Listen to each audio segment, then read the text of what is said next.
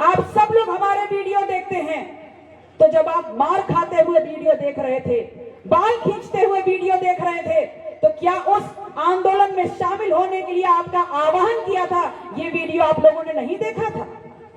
आप लोगों ने देखा था, लेकिन आप लोग नहीं आए। तो हमने सोचा कि आप लोग के बीच में चल के हम पूछ लें कि ऐसी कौन सी व्यस्तता थी कि जहां पर उस आंदोलन में, जहां आपके बच्चों का वर्तमान और भविष्य सुधर जाए, उनकी जिंदगी की सुरक्षा की गारंटी हो जाए, ऐसा विनियम अविलंब बिना किसी रोक टोक के यूनिवर्सिटीज में लागू होना चाहिए, विश्वविद्यालय में लागू होना चाहिए, महाविद्यालय में लागू होना चाहिए। उस आंदोलन में अपना साथ समर्थन देने आप क्यों नहीं आए? इस सवाल का जवाब मैं आप लोगों से लेने आई। आपको पता है 10 फरवरी से लगातार चट्टी चौराहे मंडलों पे जाकर के हम सवाल पूछ रहे हैं, और जो जवाब मिलता है वो जवाब आपको जरूर बता दें। हमारा समाज हमको जवाब दे रहा है कि बिटिया इसलिए नहीं आ पाई क्योंकि खेतों में फसल को पानी देना था, बिटिया इसलिए नहीं आ पाए क्योंकि गाय गोरू को चारा खिलाना था, बिटिया इसलिए नहीं आ पाए क्योंकि नाते रिश्तेदारी में पूरी खाने जाना था। तो आप लोगों से सवाल पूछते हैं कि क्या बिगड़ जाता अगर आप अपने खेत में अपनी फसल को एक दिन पानी नहीं देते? क्या फसल सूख जाती कि खेत बंजर हो जाता? अगर एक दिन गाय गोरू को चारा नहीं खिलाते तो आपके गाय गोरू मर जाते? अगर एक दिन नाते रिश्तेदारी में 4 पूरी खाने नहीं जाते तो क्या आपके घर का राशन खत्म हो जाता? ऐसा कुछ नहीं होता।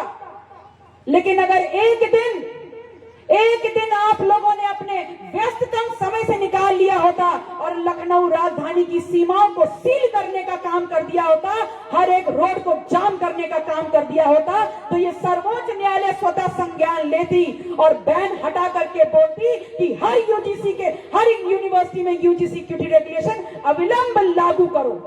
क्यों जरूरी है यूजीसी इक्विटी रेगुलेशन 2026 लागू होना?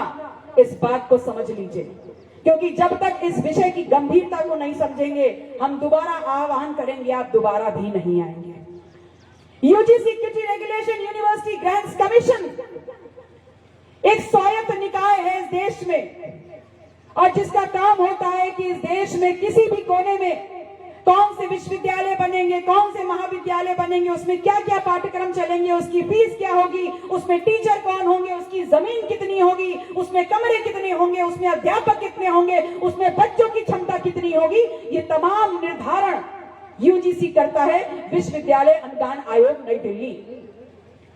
और यूजीसी नई दिल्ली सर्वोच्च न्यायालय मतलब सुप्रीम कोर्ट और इस देश की सरकार ने इस बात को स्वीकारा कि पिछले 1 दशक महज 10 साल में इन उच्च शिक्षा संस्थानों में, इन विश्वविद्यालयों में गांव कस्बों से निकल करके जो पिछड़े, दलित, आदिवासी और अल्पसंख्यक समाज के, दलित शोषित समाज के जो लड़के लड़कियां उच्च शिक्षा के लिए आते हैं, उनके लिए जातिगत भेदभाव करते हुए वहां पर शोषण होता है।